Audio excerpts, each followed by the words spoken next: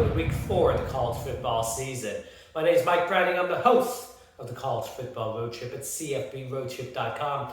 We are back home this week after being on the road for the past 2 weekends. First in Manhattan, Kansas for the Missouri-Kansas State game, and then this past weekend in Lincoln, Nebraska for the Oklahoma-Nebraska game. Memorial Stadium in Lincoln is just a beautiful stadium, and as an OU guy, the game was a lot of fun to watch as well. I'm starting to work on my blog posts for those 2 trips. My hope is to have the first part of that trip, the Kansas State part of the trip, up on my site by early next week, so be on the lookout for that when it comes out. In the meantime, conference play goes into high gear this week. With that said, let's go ahead and start diving into this week's picks. We're actually going to start with a non-conference matchup. We have ACC versus Big 12, 2 basketball schools. We have 3-0 Duke traveling to 3-0 Kansas. I think this is a big surprise. Most people did not expect either of these schools to be 3-0 to start off the season. I was not on the Kansas bandwagon at all, but they actually showed me something in that Houston win last week. I think they are definitely on the uprise. I don't think they'll compete for the Big 12 or anything like that, but they should win a couple Big 12 conference games this week. I think that momentum for Kansas is going to continue this week with a victory over Duke. I have Kansas winning at home over Duke. Next, let's go to a couple Big 12 conference matchups. First, we have 22nd ranked Texas traveling to Texas Tech. Obviously, Texas had that close loss to Alabama. Since then, they've struggled a little bit against UTSA, but they pulled away in the end. Texas Tech obviously has had a couple good wins. They lost their first game last week against NC State. I think this will be a competitive matchup, but at the end of the day, Texas is just going to have too much firepower for the Red Raiders. I have Texas winning on the road at Texas Tech in Big 12 play. Our next Big 12 matchup, we have number 17 Baylor traveling to Iowa State. Iowa State is another undefeated team so far this year, 3-0 on the season. They're looking to have their first 4-0 undefeated September under their head coach. Baylor on the other side obviously has the loss to BYU. That looks a little bit worse after BYU lost to Oregon last week. But Baylor still has a lot to play for, defending Big 12 champs. They want to be able to compete again this season. In order to do that, you have to win your first conference game. I think they will find a way to do that this week, although it will be a very close game that definitely goes into the fourth quarter. But I have number 17 Baylor winning on the road at Iowa State in Big 12 play. Next, let's go to the Pac-12, and specifically the Pac-12 North, where there's a lot of surprise teams in the Pac-12 North. You have Washington State, Oregon State, all undefeated. Oregon at 2-1 after their embarrassing loss to Georgia. It's looked a lot better for the last couple weeks. Our first matchup is number 15 Oregon traveling to Washington State. Washington State with the big win over Wisconsin last week. But Oregon is looking to continue to bounce back after that week 1 Georgia loss.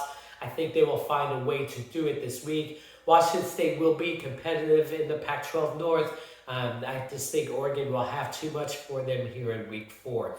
Number 15 Oregon will win on the road at Washington State. Next, we have number 7 USC traveling to Oregon State. Oregon State's another team that not many people saw being undefeated at this point during the season. They have looked really good so far. And then on the flip side, you have USC, where their offense is just off the charts.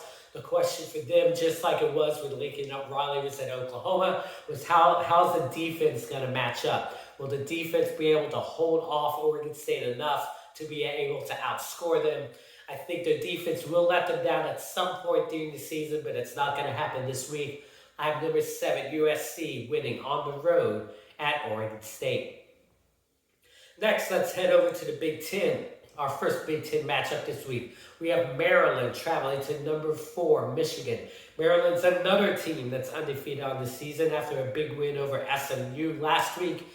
Michigan is a team that's looked really good, but they have played nobody. So you really don't know how good Michigan really is. Maryland is a team that I think will, again, win a couple Big Ten games. They'll be competitive throughout the season, but they just won't have enough this week against the number 4 ranked team in the country. Have number 4 Michigan winning at home over Maryland in Big Ten play. Our next Big Ten matchup, we have Wisconsin traveling to number 3 Ohio State.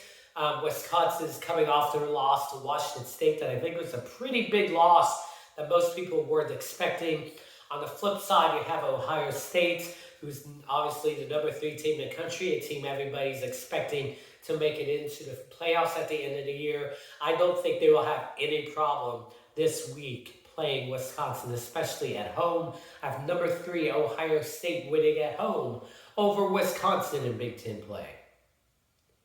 Next, let's go to our SEC matchups for the week. First, we have number 10 Arkansas traveling to number 23 Texas A&M. They're playing that game in Dallas at AT&T Stadium. Arkansas, man, I don't know what to think of their game last week against Missouri State. They trailed going into the fourth quarter before putting away 21 points in the fourth to pull away at the very end. On the flip side, you have Texas A&M, who had their big win against Miami this week, bouncing back after their App State loss. I think A&M just needs to be able to keep that momentum on their side. If it wasn't for the Missouri State struggles, I think I would have picked Arkansas on this one, but I can't overlook how much they struggled last week. Because of that, I'm picking Texas A&M in this matchup. I have Texas A&M beating Arkansas in SEC play in Dallas. Next, another SEC matchup. We have number 20 Florida traveling to a number 11 Tennessee. Tennessee is another undefeated team on the season. Florida had their loss as well. Plus, they struggled last week against South Florida. They needed a very late interception to put that game away. I think Tennessee, being the home team in this one, will give them a little momentum. Tennessee is one of the loudest places to play Neyland Stadium in college football. I'm going to give Tennessee the lean in this one. I have number 11 Tennessee winning at home over number 20 Florida in SEC play. And our final game this week is the ACC matchup. We have number 5 Clemson traveling to number 21 Wake Forest. Wake Forest had a struggle last week against Liberty, but Liberty's a pretty good team. They were able to put things away at the end. Clemson, you don't know what you get with Clemson. They're still trying to put things together throughout the season.